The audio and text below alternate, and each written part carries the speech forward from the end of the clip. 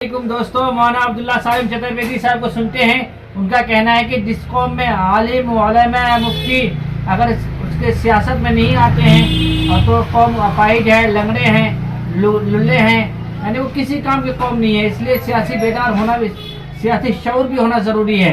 इसलिए कौम की नफ़ा और नुकसान के लिए, इस कौम को आगे बढ़ाने के लिए, उस कौम के तरक्की के लिए ज़रूरी है कि उसमें सियासी शऊर हो, सियासी समझ हो, पॉलिटिक्स जानने वाला हो, उसे पता हो कि हमारे जो है क्या, हमारे लिए क्या पॉलिटिक्स है, क्या सियासत है, ये सब भी नॉलेज होना ज़रूरी है।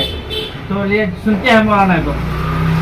आज अगर कुछ लोग अपनी जिहालत और अपनी नादानी की वजह से ये समझते हैं कि उलमा दुनिया में कुछ नहीं कर सकते,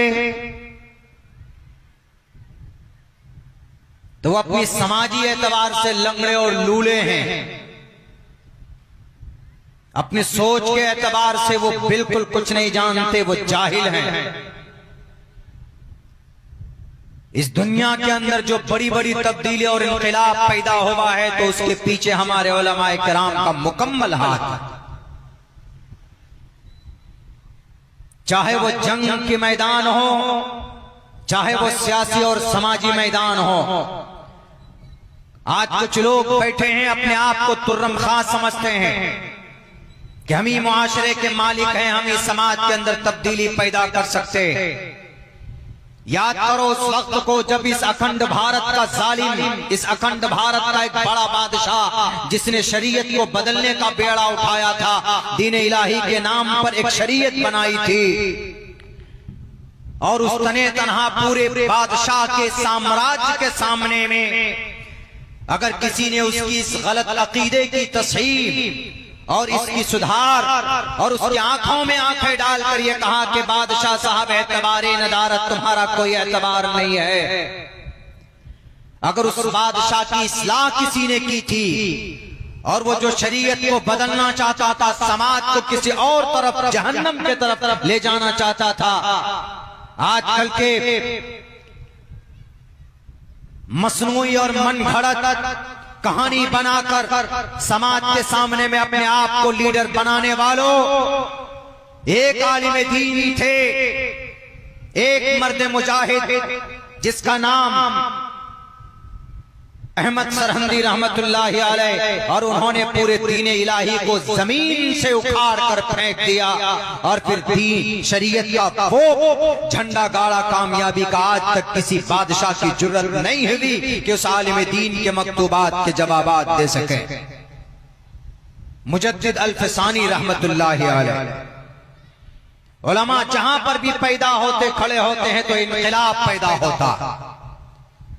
उलमा के बगैर तुम्हारी जुबान अधूरी है, उलमा के बगैर तुम्हारी जमात अधूरी है, उलमा के बगैर तुम्हारा काम अधूरा है, उलमा के बगैर तुम्हारी जिंदगी अधूरी। इसीलिए अगर कोई आलिम पैदा होता है किसी घर में, तो गर्व से सीना तान कर कहो कि मेरा बेटा आलिम बन रहा है, मेरा बेटा हाफिज बन रहा है, मेरा बेटा किसी मदरसे में जेर तालीम। ये मत समझना कि आपका बेटा आगे चलकर 10-15 हजार रुपए कमाएगा, ऐसा कुछ नहीं है। अरे जो 10-15 लाख रुपए महीने में कमाते हैं, तो क्या वो जन्नत चले गए? आज भी जलवा अगर किसी का है, आज भी अगर किसी की इज्जत में बढ़ोतरी होती है उसकी उम्र के साथ, तो वो मुकद्दस जमात उलमाए किराम की जमात। आज उलमा को कमजोर समझते हो, उलमा के बगैर कोई ढंग से रास्ता नहीं चल सकता। चाहे सियासत का मैदान हो, सियासत का फील्ड हो, कि समाज का कोई फील्ड हो, तालीम का कोई मैदान।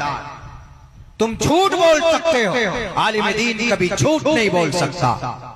तुम रिश्वत ले सकते हो, आलिम दीन कभी रिश्वत नहीं ले सकता।